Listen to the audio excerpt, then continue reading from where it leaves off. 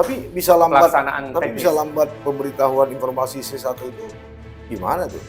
Sehingga bisa 2 hari, 3 hari. Nah, sebenarnya ini juga perlu... Caleg juga agak repot Nah, depannya. ini perlu kita klarifikasi juga. Jadi, kalau dibilang form C hasil 1 itu setelah penghitungan suara, itu harus diberikan salinannya kepada peserta pemilu, kemudian ia melalui saksi-saksi, dan kepada Panwaslu.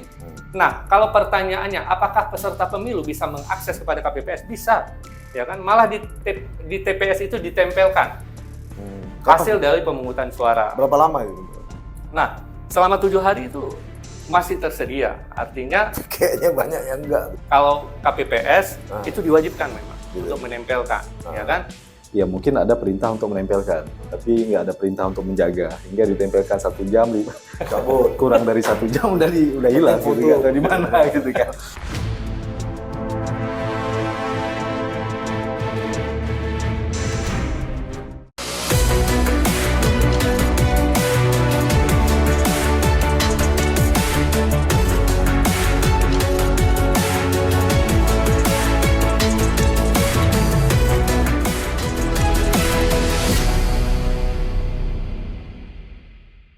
Assalamualaikum warahmatullahi wabarakatuh.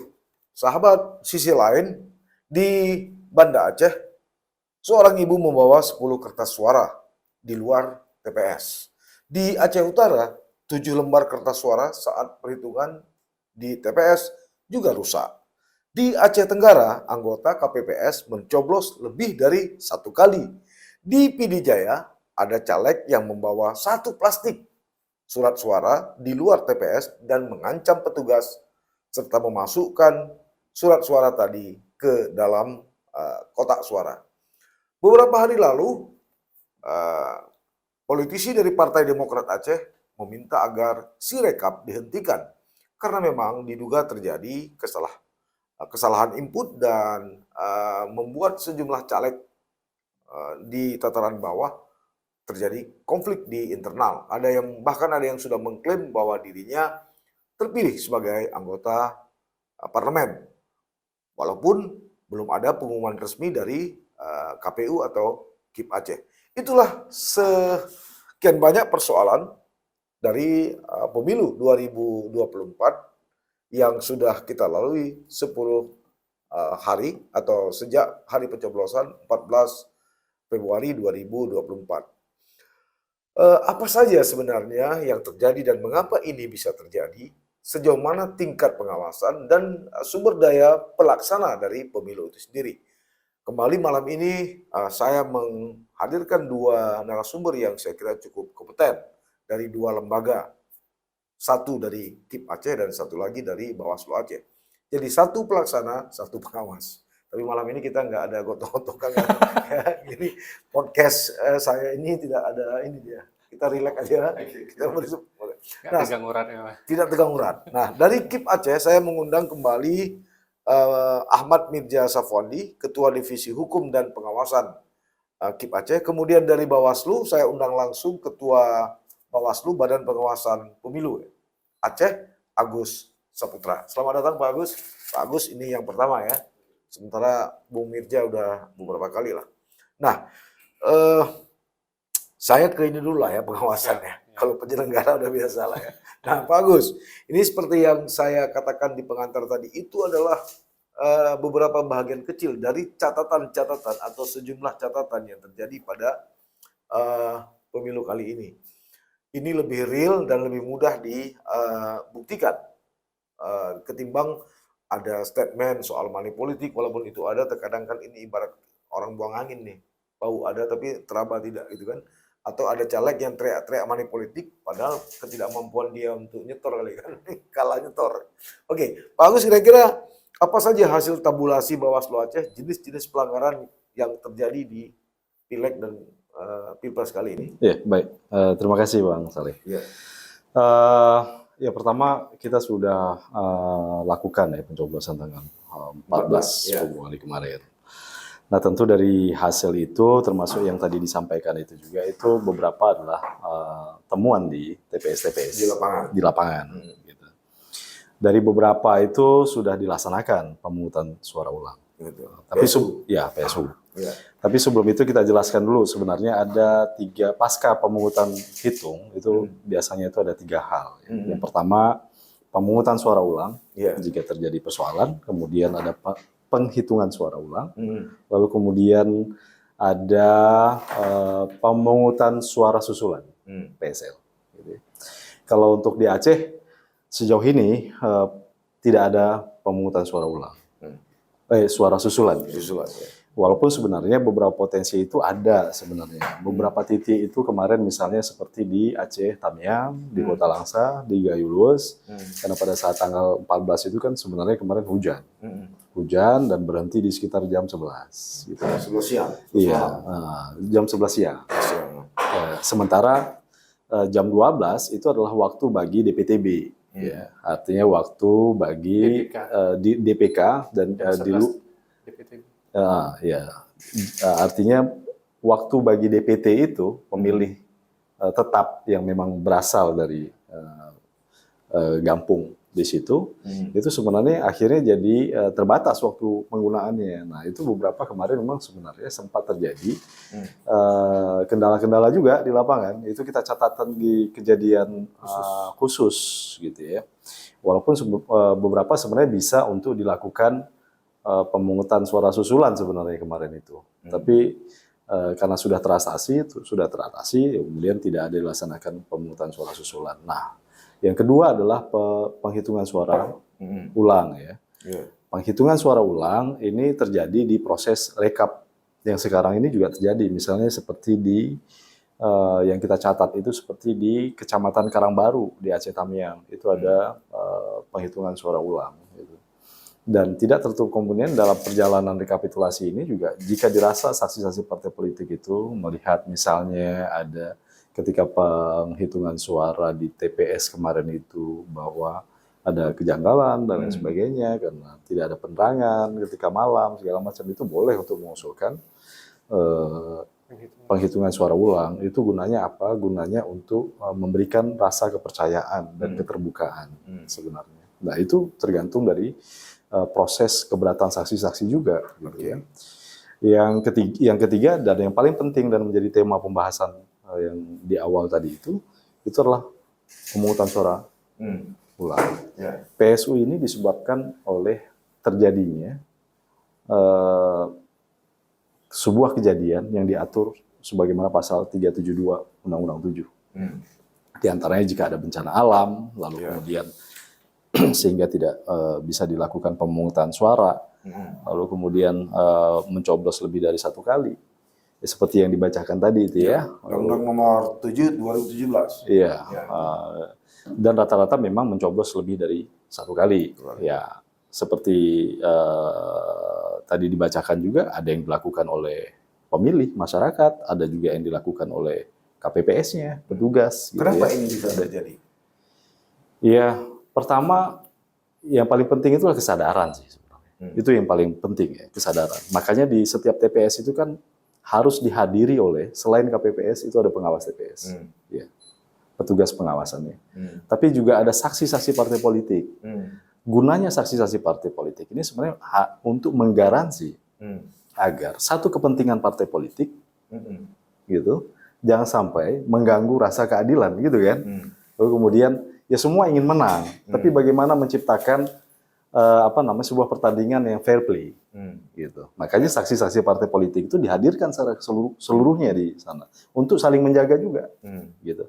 Dan diberikan hak untuk menyampaikan keberatan juga jika terjadi sesuatu yang dianggap perlakuan yang tidak adil. Tapi faktanya kan nggak begitu ya. Iya, ada saksi yang nggak berani, gitu kan. Iya. Ada oknum saksi dari partai tertentu lebih agresif. Kan? Betul. Nah, itulah makanya kemudian itu situasi yang dari 16.046 TPS yang ada di seluruh Aceh. Oke. Bawaslu sendiri punya nggak pemetaan atau mapping ini TPS rawan, ini tidak rawan? Ada. Justru yang terjadi kemarin, kegiatan-kegiatan penyimpangan seperti tadi itu, yang terjadi justru di TPS-TPS yang tidak kita petakan sebagai rawan. Karena kemarin itu, dasar pemetaannya itulah pelaksanaan tahun 2019 kan. Jadi TPS-TPS yang memiliki dilaksanakannya PSU. Jadi PSU yang sekarang ini PSU yang Yang kemudian kejadiannya di lokasi TPS yang sudah kita petakan sebagai rawan itu, lalu kemudian kita prioritaskan, dan yang sekarang ini terjadi di TPS yang lain. Ya, artinya ini sudah terdeteksi dari awal gitu ya. Iya. Sudah terdeteksi dari awal, sudah di mapping dari awal. Gitu. Terkesan memang tidak ada pengawasan yang ekstra kan? Ya sebenarnya kita nggak mau dibilang gitu juga. Jadi gimana? Karena justru yang mau dibilang Pak Agus gimana? karena justru kita merasa bahwa pengawasan kita tuh sudah ketat. Itulah kenapa kita bisa tahu pelanggaran-pelanggaran di TPS itu. Iya kan? Karena itu bukan soal kesepakatan. Bisa aja kegiatan itu dilakukan. Ya, artinya mencoblos lebih dari satu kali. Dan saksi partai politik bisa aja tuh, ya udahlah, damai-damai lah. Ya kita setujulah ini tetap dilaksanakan biar nggak mengganggu proses yang lain. Tapi pengawas nggak mau begitu. Makanya pengawas itu merekomendasikan pelaksanaan PSU kan. Gitu. Kalau nggak ada pengawas ya barangkali ada beberapa TPS yang terjadi seperti itu, begitu sudah damai-damai ya seperti proses. Ada nggak di samping tadi faktor partai politik itu sendiri soal saksi, keterlibatan saksi di partai politik, ada nggak ketidaksiapan dalam arti kata, dalam tanda petik, memang kualitas penyelenggara itu juga masih rendah, mulai dari tingkatan paling rendah gitu. Ya, artinya memang perlu pengkapasitasan yang lebih kuat tentu. Bagi penyelenggara. Ya kita tidak menutup kemungkinan memang ada waktu yang terbatas untuk melakukan pengkapasitasan. Karena proses penghitungan, pengundian hitung itu kan rumit ya. Kalau kita lihat PKPU 25 rekapitulasi, pengundian hitungnya, tungsurannya 25, PKPU 25 itu 600-an halaman loh. Itu rumit ya. 66 ya. Hah? Ditambah Juknis 66. Ditambah Juknis 66. Itu kan mungkin penyempurnaan di beberapa pasal. Jadi hasil pantauan kami di lapangan, hampir rata-rata itu memang penyelenggara yang tahun lalu juga, atau pada pemilu 2019 juga. 19. Sebagian kecil yang penambahan. Saya ambil contoh beberapa TPS yang ada di Banda Aceh misalnya. Nggak usah jauh, di Kampung Pindeng lah tempat saya tinggal. Itu pelaksanaannya memang pelaksanaan yang 2019, hanya beberapa wajah baru gitu kan. Termasuk juga di komisioner KIP Aceh dari 7 ya. Dari 7, 2 yang wajah baru, Pak Mirja. Yang 5 lagi kan pemain lama juga nih. All crack kan. Memang lapangannya aja beda dari kabupaten ke provinsi. Ya hanya kita nggak berada di seluruh TPS aja. Ya mungkin kalau kita semua bisa mengkloning diri sampai 16.046 gitu ya, berada di setiap TPS ya barangkali ya merata lah kapasitasnya, kemampuannya. Ini kan kita bicara di tingkat KPPS misalnya, tingkat pengawas TPS gitu misalnya. Ya kita juga lakukan evaluasi kok. Evaluasi, lalu kemudian ada juga kejadian-kejadian yang mestinya dari awal itu pengawas TPS melakukan perbaikan, tapi kemudian dibiarkan. Begitu kita tanya karena ketidaktahuan memang. Artinya karena itu dianggap sesuatu yang biasa, tapi sebenarnya harusnya disiplin gitu ya. Prosedurnya setingkat apapun itu mestinya walaupun kelihatan sepele gitu, karena bisa aja kemudian menimbulkan persoalan. Lalu pengawas kita juga lebih banyak yang sudah melakukan tugasnya dengan baik sebenarnya. Contohnya di TPS Urin ya. Ya, itu nggak kita bantah. Iya, di TPS Urin itu malah satu orang pengawas TPS kita yang namanya Putri itu diusir dari kampung karena merekomendasikan PSU.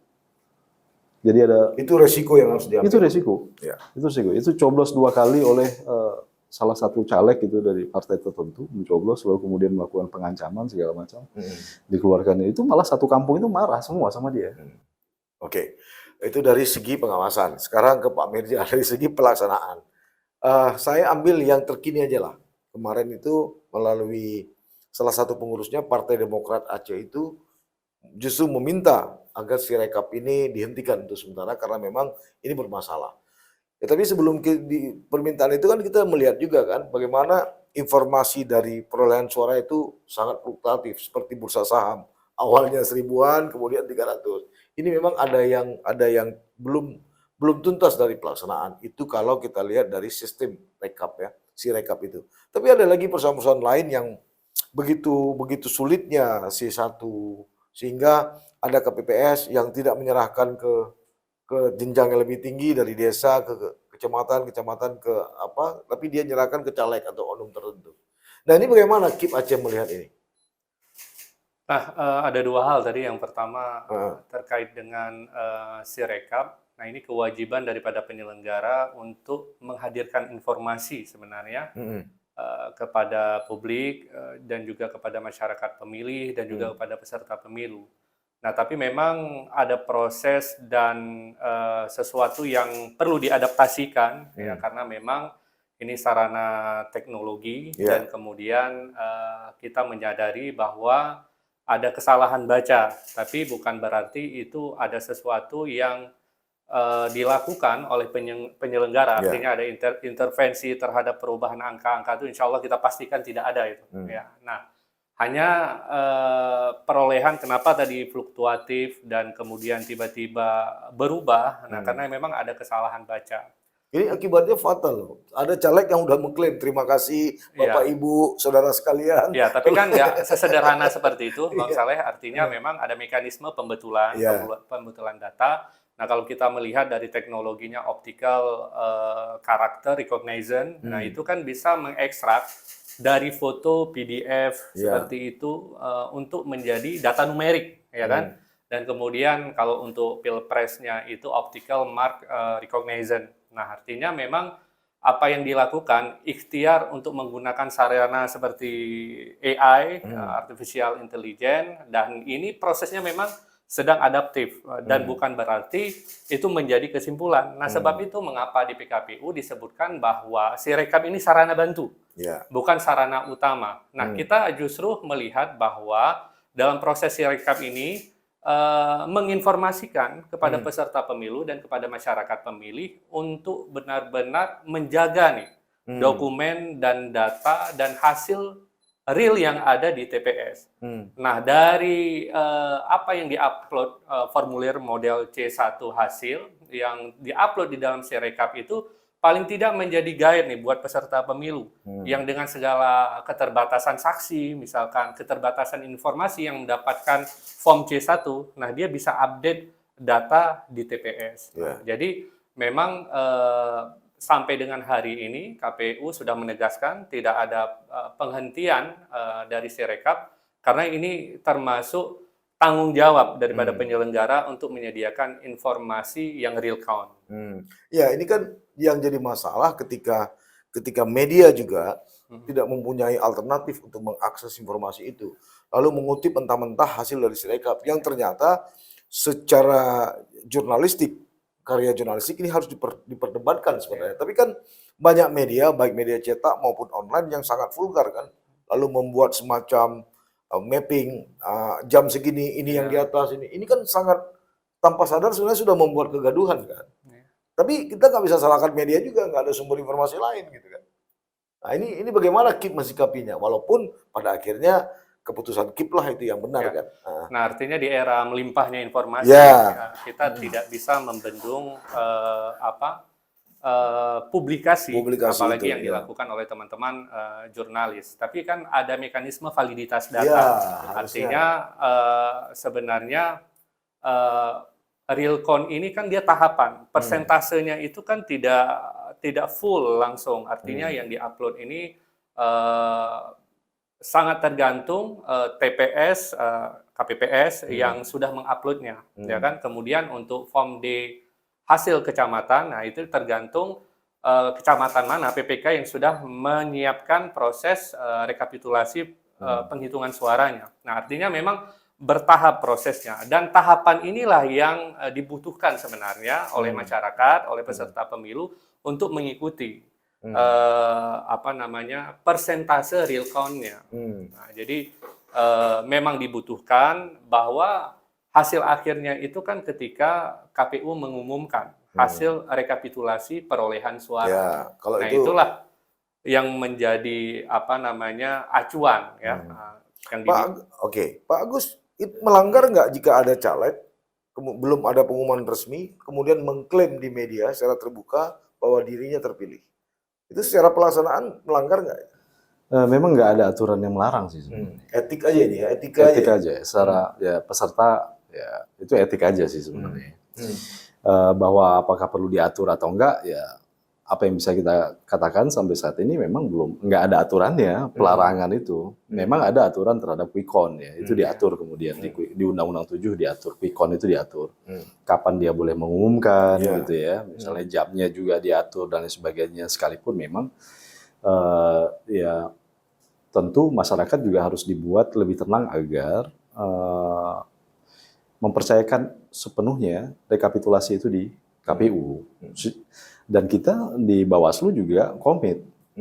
Beberapa malah kita sampaikan Bawaslu RI beberapa kali berkirim-kirim surat juga ke KPU terhadap proses rekapitulasi yang sedang berlangsung ini. Di antaranya adalah untuk memastikan rekapitulasi itu dilaksanakan secara manual dan berjenjang. Karena undang-undang masih memerintahkan pelaksanaan penghitungan secara manual, ya. Bahwa kemudian si rekap itu adalah alat bantu dan lain sebagainya, ya mestinya memang benar-benar difungsikan sebagai alat bantu. Jadi bukan basis rekapitulasi, basis utama rekapitulasi di tingkat kecamatan, misalnya di kabupaten. Itu yang membuat kita maklumi ya, bahwa itu barangkali yang membuat peserta pemilu ini dalam keadaan yang pertama, show off, menggunakan kesempatan itu sebagai show off, lalu kemudian yang kedua, melihat keadaan itu sesuatu yang mengerikan, ya akhirnya ya, karena fluktuasi tadi ya. Fluktuasi. Apalagi ketika misalnya Ketua KPU itu membuat konferensi pers dan mengakui bahwa ada perbaikan di Sirekap, itu membuat galau lagi. Panik semua. Panik semua, makanya kemudian rekapitulasi di tingkat kecamatan mestinya Sirekap ini benar-benar hanya dijadikan alat bantu saja, tidak berbasis Sirekap sebenarnya harusnya. Makanya data C-hasil, C1 dari masing-masing C-hasil ya, dari masing-masing TPS itu harus jadi data primer yang disandingkan satu sama lain untuk kemudian ditabulasi ya, ditabulasi secara manual gitu ya. Tidak tabulasi menggunakan AI ya. Yang kemudian akhirnya juga kita akui bahwa ada errornya juga gitu loh. Nah, itu yang membuat kemudian ada beberapa dan banyak sebenarnya ada suara-suara yang bukan stuck tapi justru berkurang gitu kan. Nah, pengurangan suara itu kemudian yang membuat galau ya. Ya fokusnya adalah kalau kita secara berjenjang kita sampaikan bahwa kita fokus pada hasil yang didapat dari masing-masing TPS untuk melakukan rekapitulasi di tingkat kecamatan yang sekarang sedang berlangsung gitu ya. Fokusnya adalah jika ada sanggahan atau keberatan atau perselisihan dan lain sebagainya itu untuk dapat diselesaikan di tingkat paling bawah, di tingkat kecamatan. Karena itulah proses yang sedang berlangsung. Jangan diabaikan lalu kemudian menunda masalah, lalu kemudian nanti muncul di tingkat atas yang akhirnya lebih sulit lagi. Kalau sekarang kita masih mungkin untuk melakukan penghitungan ulang, misalnya buka kotak suara kah, jika diperlukan, dan lain sebagainya. Intinya memang setiap masalah itu harus diselesaikan di level yang paling dekat dengan proses, dengan TPS ya.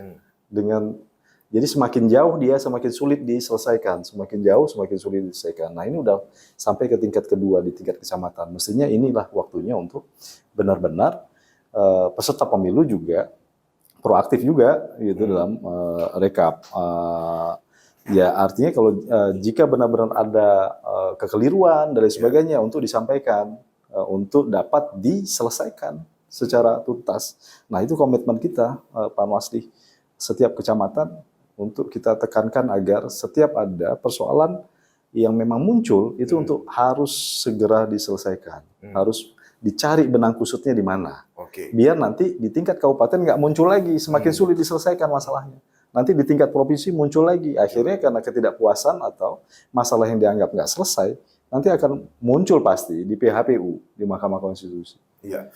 Pak Mirja sendiri sebagai penyelenggara, kira-kira menurut Pak Mirja, sektor mana aja yang kira-kira pengalaman setelah pencoblosan ini yang memang boleh kita sebut dalam tanda petik masih alpa yang dilakukan oleh Bawaslu dari sisi pengawasan misalnya, yang masih terkesan kurang greget pengawasan yang dilakukan oleh Bawaslu ini dalam pelaksanaan. Ya, tidak tepat kalau pelaksana yang menilai pengawas ya kan, karena fungsinya ini kan kita saling share nih. Nah, mungkin gini, di sini ya, ada perbaikannya ke depan kan gitu. Ada ketidaksamaan mungkin dalam membaca regulasi. Nah, terutama terkait dengan pelaksanaan pemungutan suara ulang, kemudian pemungutan suara susulan, pemungutan suara lanjutan, ya kan? Nah, misalnya rekomendasi yang diberikan oleh teman-teman pengawas, tentunya kita sangat menghormati Karena setiap rekomendasi yang diberikan oleh pengawas, apakah itu di level pengawas TPS, itu kemudian langsung ditindaklanjuti oleh KPPS, ya kan?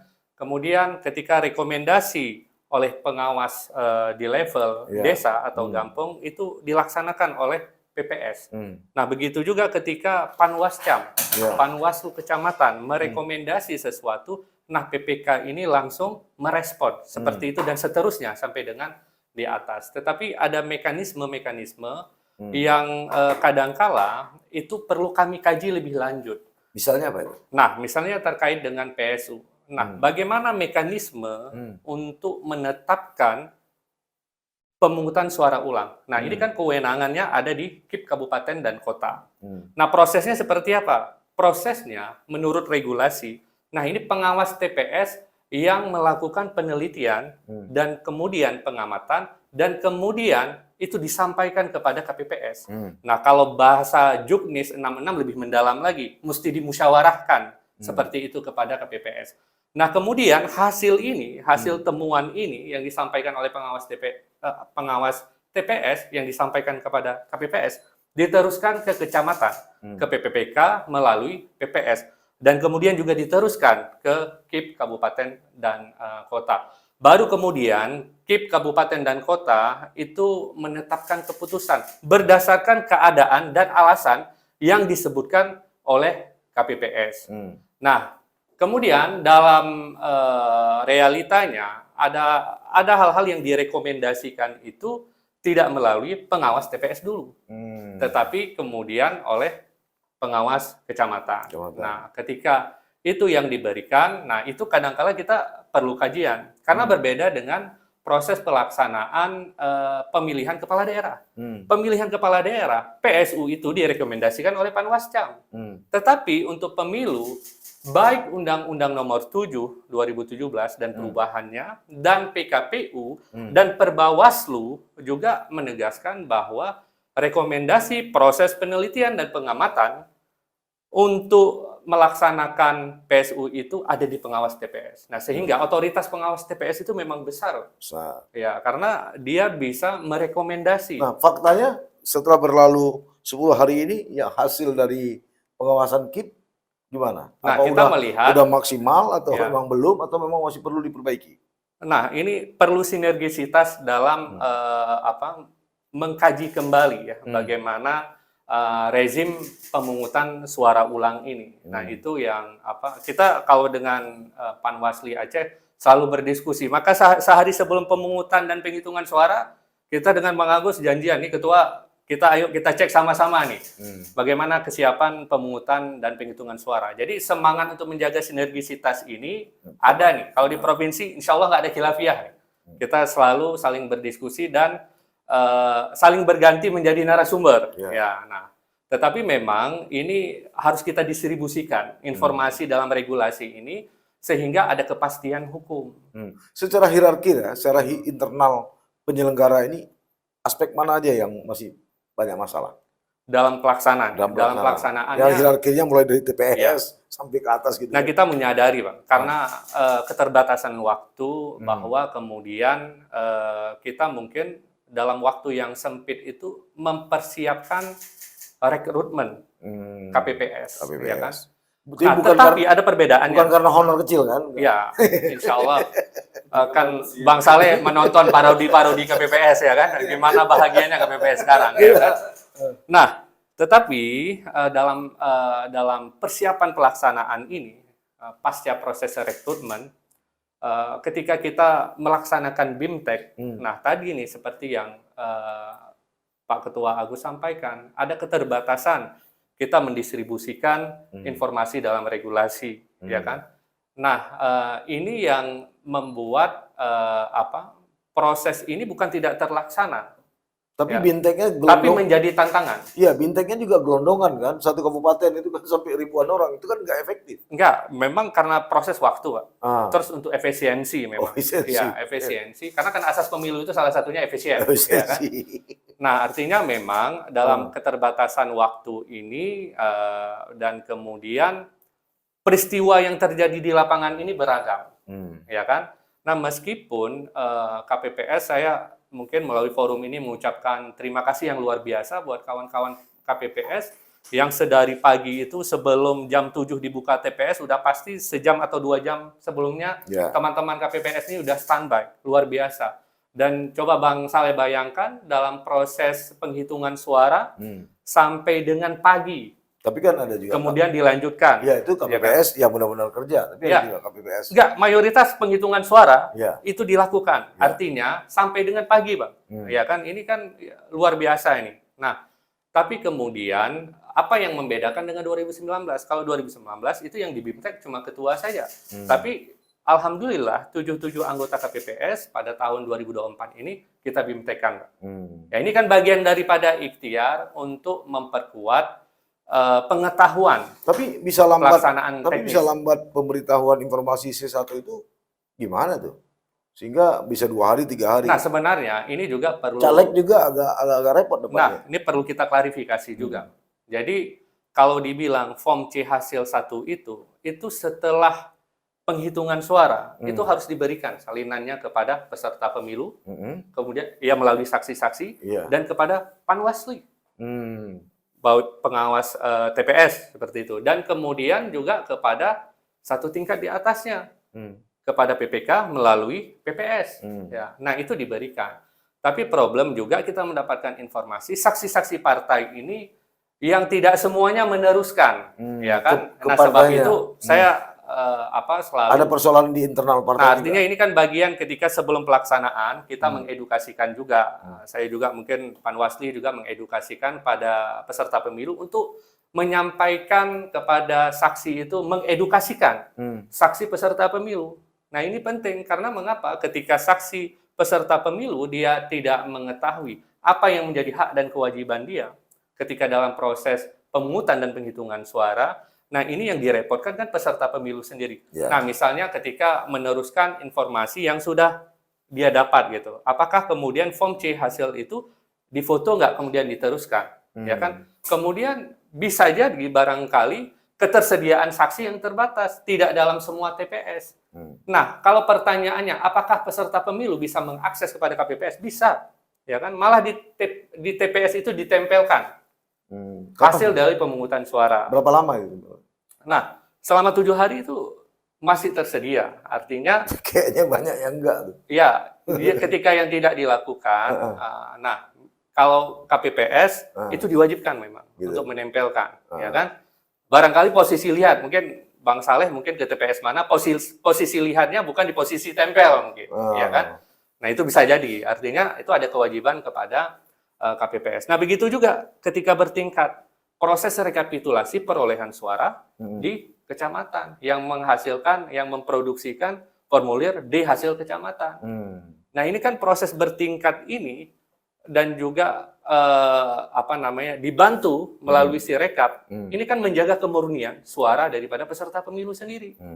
Nah misalkan ada hal-hal yang diajukan keberatan. Nah ada mekanisme pembetulannya di kecamatan ini. Oke, Bawaslu nih ke Pak Agus. Secara internal, Anda menyadari nggak kira-kira di mana persoalan SDM pengawasan ini yang masih jadi masalah di dalam pemilu 2024 ini? Iya, kalau SDM tentu penguatannya kita juga ngatur pakai format ya, pakai format. Bahwa penerimaannya itu berbeda-beda juga itu tergantung yang menerimanya sih sebenarnya. Intinya formasi dan semacam kurikulum gitulah. Apa yang harus kita sampaikan ke mereka itu wajib kita berikan. Memang kalau untuk pengawas TPS itu malah lebih dari apa yang dituntut oleh Perbawaslu, pengawasan penghitung malahan. Perintahnya itu 1 kali, kita malah lakukan itu 3 kali untuk pengawas TPS malahan. Gitu. Ada 2 kali yang kita lakukan dan 1 kali modul yang sudah diberikan dari RI ya, dari pusat gitu. Tapi kemudian ya itu kembali lagi ke orang yang menerimanya ya, orang yang menerimanya. Dan itu tentu tergantung juga dengan bagaimana kita melakukan pendampingan sebenarnya. Jadi secara berjenjang, terus misalnya kalau pengawas TPS itu PKD punya kewajiban untuk melakukan pendampingan memang. Makanya kemudian kemarin salah satu momentum kayak penertiban alat peraga kampanye, ya. Beberapa malah pengawas TPS ada kita libatkan juga tapi dengan catatan itu tidak membuat mereka lelah sehingga ketika hari pungut hitung mereka tumbang gitu ya. Itu kesempatan untuk berinteraksi dengan PKD, dengan Panwascam, lalu kemudian sambil di jalan, sambil mana yang mau ditertibkan alat peraga kampanye mana karena udah hari tenang ya. Kemudian ya di situ kita dorong untuk memanfaatkan, memaksimalkan interaksi itu untuk kepentingan persiapan pengawasan hari pemungutan suara gitu. Nah, tadi misalnya yang menarik tadi misalnya justru apa yang disampaikan oleh Mbak Mirza misalnya untuk di hasil kecamatan pembagian. Kalau ya sudahlah udah terjadi di TPS ya. Udah terjadi di TPS si hasil TPS ya mungkin ada perintah untuk menempelkan, tapi nggak ada perintah untuk menjaga hingga ditempelkan 1 jam cabut kurang dari 1 jam udah hilang gitu kan, di mana gitu kan. Jadi itu juga problem ya. Nah makanya kemudian di hasil di tingkat kecamatan ini mestinya pembagiannya itu juga kalau bisa sih ya kita meminta kepada jajaran KIP untuk mendorong agar setiap PPK itu jangan sampai keluar dari ruangan itu sudah dibagikan untuk ditandatangani. Karena kita juga mewaspadai modus. Karena apa yang dibahas dengan apa yang ditandatangani itu berbeda, gitu. Jadi misalnya ya saksi-saksi itu silahkan menandatangani di tempat. Jadi ketika itu disiapkan saja dokumennya, berkasnya untuk kemudian dapat langsung ditandatangani sebelum itu ditutup ya, sebelum pleno ditutup atau bubar dan sebagainya gitu. Karena di beberapa kecamatan misalnya kita menerima kondisi di mana misalnya pengawas itu diberikan terakhir. Nah, ini pleno udah selesai. Tapi kemudian di hasil belum diserahkan dan belum ditandatangani gitu. Nanti ada petugas yang mendatangi satu-satu minta tanda tangan, didatangi saksi parpolnya gitu. Nanti pengawasnya dikasih yang terakhir tuh. Nah begitu pengawasnya udah kasih terakhir nanti udah saksi udah terima semua nih, udah tanda tangan semua begitu segala macam. Kita ketika di lapangan di warung kopi mungkin nggak ingat apa yang udah dibahas di pleno beberapa hari yang lalu gitu kan. Makanya untuk mengantisipasi itu semua, untuk kemudian Mbak Mirza nanti didorong agar teman-teman PPK itu silahkan membagikan di hasil di situ dan ditandatangani di tempat saja, nggak usah sampai keluar gitu. Karena itu juga bisa jadi sumber fitnah juga. Katakanlah benar, sudah tepat, tapi kemudian orang bisa lupa. Saya kemarin nggak bertekak-tekak lagi di situ, padahal semua orang menyaksikan. Malah ada saksi malamnya baru datang, minta rekap doang kan? Iya. Tapi paling nggak mayoritas saksi yang hadir di situ kan juga menyaksikan dan ikut menandatangani dan itu juga bisa memperkuat argumen memang bahwa begitu hasil dari pleno di tingkat kecamatan gitu. Untuk apa yang kedua? Untuk menghindari ada hasil yang berbagai versi, gitu. Ada versi yang macam-macam itu ya, ada versi ini, versi itu, segala macam gitu. Jadi untuk menghindari itu, maka diselesaikan saja sebelum itu bubar, plenonya bubar, udah ditandatangani, disiapkan aja dokumennya segala macam. Ada persepsi begini, udahlah di tingkat TPS ala kaker, udahlah nanti biar selesaikan tingkat kecamatan. Tingkat kecamatan juga itu, udahlah nanti biar diselesaikan tingkat kabupaten lah udahlah tingkat provinsi udahlah MK, begitu gampang itu kan main buang badan kan. Makanya kita mendorong jangan sampai ada sikap yang seperti itu gitu. Jadi semua penyelenggara pemilu ya pengawas TPS, PKD, Panwascam itu harus punya rasa tanggung jawab gitu kan, semuanya harus. Ini ada pembicaraan nggak serius, ini soal netralitas. Artinya kan rekrutmen ini kan dilakukan juga oleh partai politik kan. Kebanyakan KPPS ini kan induk semangnya kan bukan KIP kabupaten kota, tapi ya partai politik. Karena yang menentukan, yang membisik-bisik dia lolos ya orang partai politik. Itu Mbak Mirza yang jawab KPPS. Gimana tuh Mbak Mirza? Kurang tahu saya. Atau versi pengawas TPS.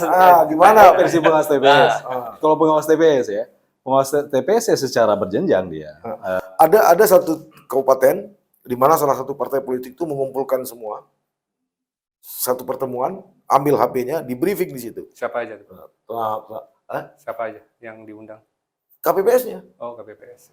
Ya makanya tadi karena KPPS saya serahkan ke Mbak Mirza. KPPS ada, PPK ada, pengawas juga ada. Kalau PPK kan di bawahnya Mbak Mirza tuh. Tapi Begini. Itu kan Bang begini Saleh. terasa ada, Ya. ternyata tidak gitu kan. Ya, isu itu sebelum ada data awal atau bukti awal yang sifatnya apakah itu temuan kita secara internal atau ada pelaporan, ya kan? Maka ini kan bagian daripada opini yang berkembang. Nah, kalau itu disampaikan kepada kita ada mekanisme, ada yang namanya pengawasan internal atau pengendalian internal. Nah, itu juga akan kebetulan di bawah divisi hukum. Iya. Nah, kalau badan ad hoc itu kewenangan dari divisi hukum dan pengawasan kabupaten dan kota. Jadi PPK, PPS, KPPS itu, nah ini bisa diawasi. Dia ada ruang etik di situ dalam proses pengawasannya. Jadi gini dia, seorang caleg itu pertama dia berhadapan dengan persoalan-persoalan di luar partainya. Ya, soal C1 segala macam, ada partai tertentu yang menominasi sehingga ribut. Ada lagi di internalnya. Di internalnya siapa yang bisa ngatur saksi di situ. Jadi dia nggak mau ngasih ke yang lain gitu. Nah, ini memang agak sedikit nyeleneh ya soal-soal, tapi kan ini berbahaya kan terhadap penyelenggaraan kan. Tapi begini, tadi saya mengklirkan dulu terkait dengan rekrutmen. Ini jelas dalam proses rekrutmen itu mulai dari KPPS, kemudian PPS, PPK, ini badan ad hoc ini clear. Dari segi persyaratan itu tidak boleh menjadi bagian daripada partai politik. Dia bukan pengurus partai politik, tapi yang mengendorse partai politik. Nah, ini kan begini, Pak Saleh. Ketika katakanlah tadi Bang Saleh mengatakan ini di-endorse oleh partai politik, ya kan? Nah, bagaimana bentuk endorse-nya? Ke siapa di-endorse-nya, ya kan? Nah, kalau itu mempengaruhi hasil, nah ini kan bagian daripada kinerja yang kita nilai gitu, ya kan? Tapi bahwa kemudian kalau ini hanya sekedar opini, misalkan, nah ini menurut saya perlu kita konfirmasi kembali. Karena mengapa persyaratan untuk menjadi penyelenggara itu jelas, ya kan? Kalau pernah menjadi pengurus partai politik, paling tidak selama 5 tahun terakhir dia sudah mundur. Ini enggak pengurus partai politik. Orang-orang di kecamatan yang memiliki komunikasi yang baik dengan pengurus partai politik di kabupaten, kemudian dalam proses seleksi ini di-endorse, dikumpulin. Oke ya, Anda kami rekrut menjadi ini ya, tapi Anda bantu partai kami ya. Ini kan juga ada ya. Tapi terlepas soal Pak Mirja bilang tadi, kalaupun ini ada, menurut Pak Mirja tadi sudah banyak lah, udah bagus KPPS. Tapi kita malam ini sepakat nggak kalau memang ada KPPS yang dalam tanda petik brengsek ini diganti aja lah menjelang pilkada gimana? Pak Mirja setuju nggak? Ya ini kan masa kerjanya juga kan mereka 1 bulan. 1 bulan. Ya, artinya akhir masa jabatannya. Ya ini kan bisa diperpanjang kan? Ya. Dalam misalkan mungkin maksud Bang Saleh apakah nanti di pilkada itu masih dalam proses rekrutmen badan ad hoc itu kan ada 2 pola ya kan. Yang pertama melanjutkan atau seleksi terbuka. Nah, tetapi memang seleksi terbuka ini kan lebih fair dia. Ya kan artinya membuka kesempatan. Pak Mirja ini memilih. Saya terbuka jelas. Itu terbuka. Kalau Pak Agus terbuka, Mas. Terbuka ya. Jadi ini harus wanti-wanti juga orang-orang KPPS yang bandel-bandel kan. Dan sikap saya jelas itu seleksi terbuka itu adalah untuk memberikan rasa keadilan. Ya kan? Dan ketika ada kekurangan, kesalahan, nah ini bagian daripada koreksi daripada pengrekrutnya. Siapa kewenangan merekrut? KPPS misalnya, ya kan? Nah ini bagian daripada evaluasi itu semua.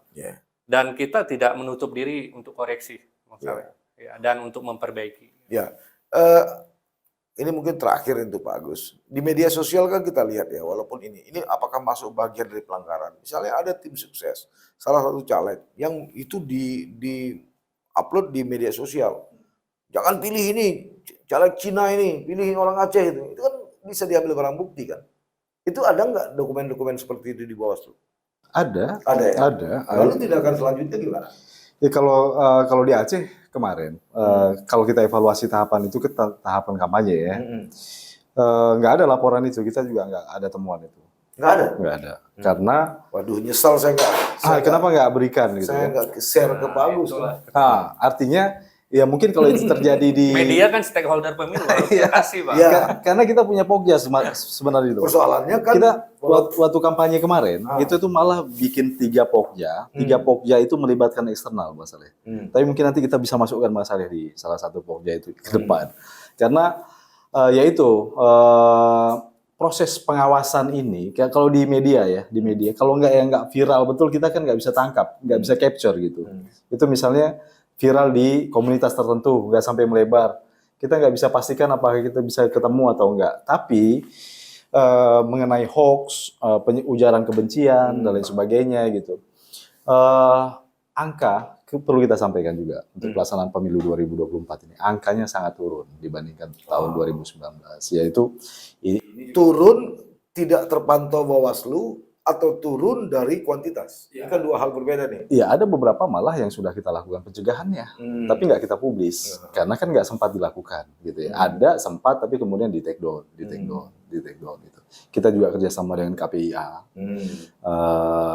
Ya memang akhirnya sangat banyak yang harus kita itu ribuan itu nggak ya, apalagi TikTok, Instagram segala macam semuanya itu ya. Tapi saya bisa garansi untuk Aceh kemarin itu isu hoax ya, isu hoax itu mampu kita cegah. Oke. Baik. Oke, mudah-mudahan pilkada ya, ini ada di depan pilkada ya. Iya. Mudah-mudahan pilkada akan lebih berkualitas lah. Pilkada kan kalau bahasa aja dari draw ke draw kan, kita pilih pemimpin daerah kita kan. Nah kalau tantangan, kalau ini kan ada untuk DPR RI, walaupun yang terpilih orang-orang Aceh juga untuk presiden. Terima kasih Pak Agus udah hadir, Pak Mirja. Sama-sama. Sahabat sisi lain, itu tadi perbincangan kami. Saya kira banyak hal yang sudah kita bicarakan.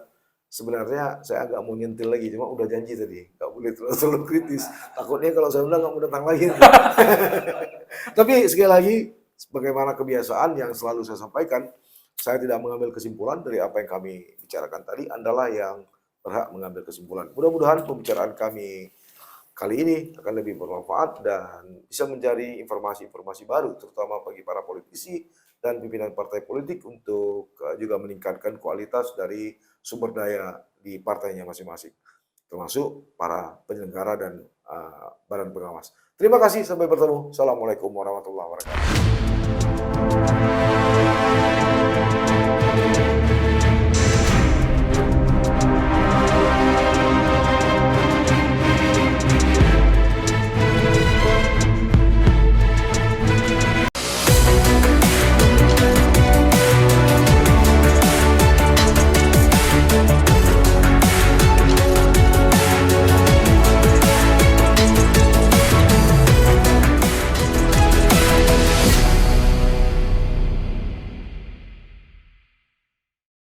Jangan lupa like, komen, dan subscribe. Serta aktifkan lonceng notifikasi